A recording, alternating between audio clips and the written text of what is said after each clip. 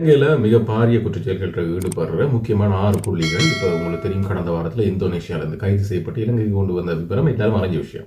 இதனைத் தொடர்ந்து முக்கிய குற்றவாளியான கெஹல் பெத்ர நீதிமன்றத்தில் உங்களுக்கு தெரியும் ஒருத்தரை சுட்டுக் கொலை செய்தது தொடர்பான முக்கிய சூத்திரதாரி இவர் கெஹல் பெத்ர இலங்கைக்கு கொண்டு வந்த பிறகு இலங்கையில் இவருக்காக ஐஸ் ஃபேக்டரி ஒன்று செயல்படுத்துனோடனே எங்களோட யூடியூபர்ஸ் மக்கள் எல்லாம் நினைச்சது என்னன்னு சொன்னால் அந்த மீனுக்கு ஐஸ் அடிக்கும் தானே இந்த ஐஸ் ஃபேக்டரி நினைச்சது. ஆனால் உண்மைக்குமே அது ஒரு நாட்டை முழுமையாக அழிக்கக்கூடிய ஒரு போதைப் பொருள், ஐஸ் போதைப் தொடர்பான எதிர்வான செய்திகளை வந்து நீங்கள் கேள்விப்பட்டிருப்பீங்கள். நேற்றைய மற்றும் முன்தினம் வந்து கிட்டத்தட்ட ஒரு 42,000 கிலோன்னு சொல்லி போலீஸ் தரப்பில் கூறப்பட்டது. ஆனால் இன்னும் உண்மைக்குமே அது முற்றுமுழுதாக 50,000 கிலோ கிட்ட வரும்னு சொல்லி ஊடகங்கள் அது தொடர்பான செய்திகளை வந்து பரவி கொண்டிருந்தது.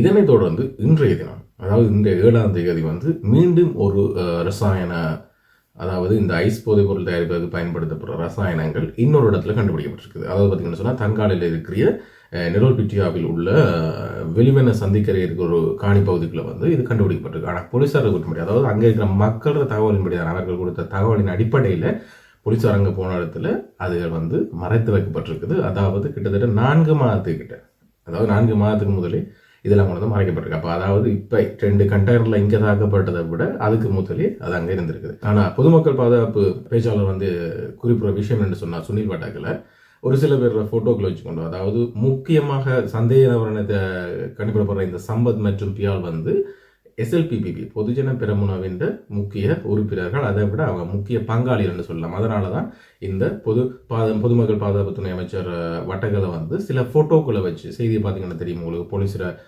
வலைதளத்திலையும் இருக்குது, அதே போல் மற்ற ஊடகங்களையும் இருக்குது, அதில் பார்த்தீங்கன்னா தெரியும். ஒரு சில பேர் ஃபோட்டோஸை கையில் வச்சுக்கொண்டு சட்டம் வந்து தன் கடமையை சரியாக செய்யும். அதை யார் எவரெண்டு இல்லை, இதன் பின்னால் இதன் அடிப்படையில் முற்றுமுழுதாக விசாரிக்கப்பட்டு அது யாராக இருந்தாலும், எந்த பதவியில் எந்த உயர்நிலை இருந்தாலும், இலங்கை நாட்டை அழிக்கிறதுக்கு இந்த போதை வசதி தொடர்பான முயற்சிகளில் ஈடுபட்ட சகலரும் வந்து கைது செய்யப்பட்டு தண்டிக்கப்படுவார்னு சொல்லப்பட்டிருக்குது. கெஹல் பெத்ர உங்களுக்கு தெரியும், ஒரு அந்த நீதிமன்றத்தில் சுட்டுக் கொல்லப்பட்ட டைமில் வந்து ஒரு பெரிய பேஸ்புல்லான செவ்வந்தி என்ற நீங்கள் அறியும் போதே அவர் தான் ஞாபகத்துக்கு வருவார். அவர் கூட செவ்வந்தியை வச்சு இந்த வெளியில் முடிச்சுட்டு செவ்வந்தியை துபாய்க்கு அனுப்பி வச்சுட்டாங்க. அப்போ அவரையும் இப்போ நாட்டுக்கு பிடிச்சி கொண்டு வர்றதுக்கு போலீஸ் இது தொடர்பான தீர்மானங்களை மேற்கொண்டு இருக்குது.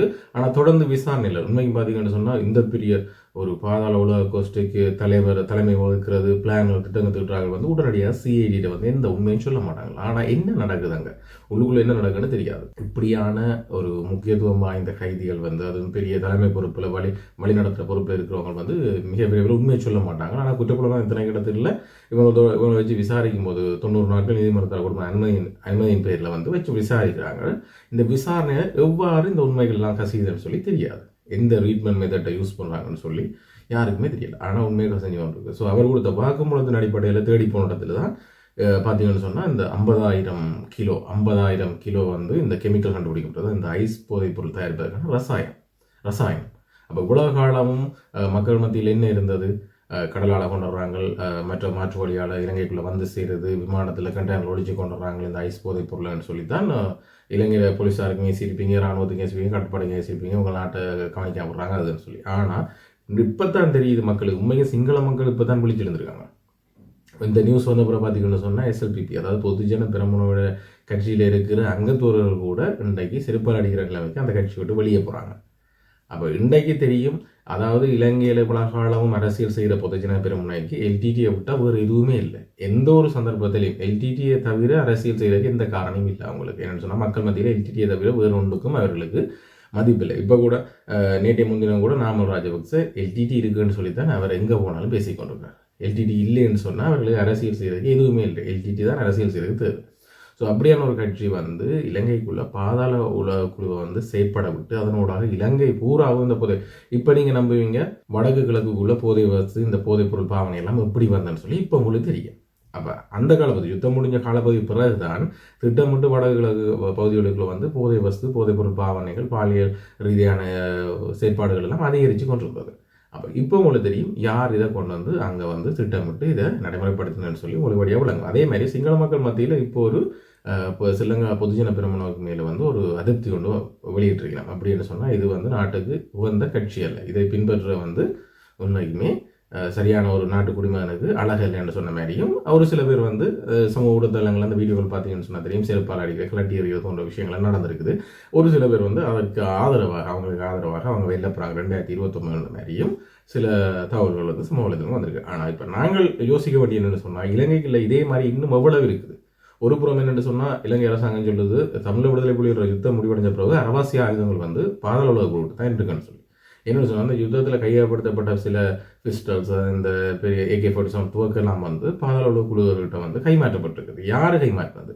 புள்ளியான் சைட்லையா கருணா சைட்லையா இல்லாட்டி இந்த அப்போது இருந்த அரசு சைட்லையா கைமாற்றப்பட்டன்னு சொல்லி இன்னும் யோசிக்கணும். ஆனால் அது தொடர்பான விளக்கங்களும் இப்போது குற்றப்புலனாய்வு திணைக்களத்தால் விசாரிக்கப்பட்டு கொண்டிருக்கிறது. அதுவும் மிக விரைவில் வெளியே வரும். ஆனால் தற்போது இந்த 50,000 கிலோகிராம் ரசாயனங்க மெத்தனியாவில் உள்ள அவங்களோட நிலத்தில், அதாவது பிஆர் மற்றும் சம்பத்துக்கு சொந்தமான நிலத்தில் வந்து மறைச்சு வைக்கப்பட்ட இடத்துல அது தற்போது கையப்படுத்தப்பட்ட பிறகு இவங்க 2 பேரும் எஸ்கேப் ஆயிருக்காங்க. இது தொடர்பான ஒரு சில பேர் வந்து வெளிநாட்டுக்கு கல்வி ரீதியாக வெளிக்கிட்டதாகவும் அதே போல ஒரு சில பேர் வந்து உடல்நல குறைபாடு என்று சொல்லியும் அறிக்கைகள் சமர்ப்பிக்கப்பட்டிருக்காங்க. இருந்தும் அரசாங்கம் இதை விட போகுதுன்னு சொல்லி பொதுமக்கள் பாதுகாப்பு அமைச்சர் வட்டக்கலை வந்து தெரிவிச்சிருக்கிறார். ஆனால் தெரிவிச்சதை தொடர்ந்து சரி இதோட சாப்டர் க்ளோஸ் என்று சொல்லி ஒரு பேர் வந்து மன அமைதி பெற்றுக் கொண்டு கேட்கல, அதாவது அப்படா முடிஞ்சுன்னு சொல்லி யோசிச்சுட்டு கேட்கல.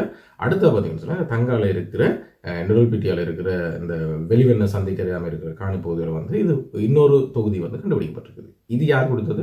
அதாவது அங்கே மக்கள் கொடுத்த தகவலின் அடிப்படையில் போலீஸார் இதை தேடப்படுறதுல அங்கே வந்து ஒரு 4 மாதத்துக்கு முதல்ல வந்து இது புதைக்கப்பட்டு வச்சிருக்கலாம்னு சொல்லி போலீஸார் தெரிவிச்சிருக்கணும். அப்போ இன்னும் விசாரணைகள் வந்து நடந்து கொண்டிருக்கும். இன்னும் இலங்கையில் இது போன்ற ஆபத்தான இலங்கை மக்களுக்கு இலங்கைக்கு பொருளாதாரத்துக்கு ஆபத்தான ஒரு விடயங்கள் வந்து இலங்கைக்குள்ள இருக்குது என்று சொல்லி தேடி அறியப்படும். அதே போல இது இந்த பின்புலத்தில் இருக்கிற யார் என்ற ஆணையர் வரைக்கும் குற்றப்புலனாய்வு விசாரித்து அரசாங்கம் அதுக்கு ஒரு நடவடிக்கைகளை முன்னெடுத்து செல்லும் என்று சொல்லி நாங்கள் நம்புகிறோம். ஸோ தொடர்ந்து பொறுத்திருந்து பார்ப்போம் இது எந்த அளவுக்கு எவ்வாறான குற்றச்செயல் எவ்வாறான குற்ற பின்னணிகள் இருக்குதுன்னு சொல்லி பொறுத்து பார்ப்போம். ஆனால் இதில் ஒரு நல்ல விஷயம் மட்டும் செஞ்சுக்காங்கன்னு சொன்னால் தாங்கள் இதுக்கு பொறுப்பில்லைன்னு சொல்லி இந்த குறித்த அதாவது இந்த சம்பத் பிஆர் போன்ற சம்பத்தை வந்து தங்களோட கட்சியிலிருந்து நீக்குவதாக ஸ்ரீலங்கா பொதுஜன பெருமளை வந்து அறிக்கை விட்டுருக்கிறது நீங்கள் எல்லாரும் அறிஞ்ச விஷயம். ஆனால் இதை வச்சு கொண்டு தான் இதான ஒரு அரசாங்கத்துக்கு ஒரு மெயின் பிடி திடீரென்று அவங்களை கட்சியிலிருந்து எடுத்து போட்டு இவ்வாறான ஒரு குற்றச்செயல் வந்து நாட்டுக்கு ஒரு பாரதூரமான ஒரு குற்றச்செயலாகும். ஸோ இது வந்து நீதியான முறையில் விசாரிக்கப்படணும், தண்டனை உரிய முறை வழங்கப்படணும்னு சொல்லியும் இதை தாங்கள் வன்மையாக கண்டிக்கிறோம்னு சொல்லியும் அறிக்கை என்று சமர்ப்பிச்சிருக்கோம். இதான் நாங்கள் மெயின் பாயிண்ட். ஸோ பொறுத்திருந்து பார்ப்போம் இந்த விசாரணைகள் எவ்வாறு போய் முடிய போகுது, கேட்கப்பட்ட இருந்து எப்படியான வாக்குமூலங்கள் இன்னும் எடுபட போகுது, இதில் யார் யார் முக்கிய மாட்டப்படுறாங்கன்னு சொல்லி மீண்டும் ஒரு வீடியோவில் சந்திப்போம்.